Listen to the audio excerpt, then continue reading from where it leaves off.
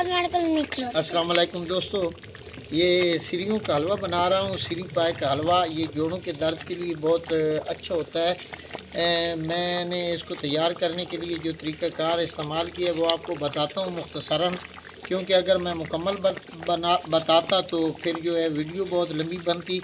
तो मुख्तसरन वीडियो बना रहा हूँ ताकि आपको पता चले। मैंने एक गाय की सिरी और 2 बकरी की सिरियाँ लेकर उनको मुकम्मल साफ़ करके उनका जो सूप तैयार किए। सूप तैयार करने के बाद मैंने ये जो है ना 3 पाव सूजी ली है और उसमें जो है हस्ब ज़रूरत जो है चीनी ली है। चीनी और घी डाला है, डाल के ये उसको तैयार किया है। जब सूजी मुकम्मल ब्राउन हो गई तो उसमें वो जो सिरियों का सूप बनाया हुआ था वो उसमें डाल दिया है।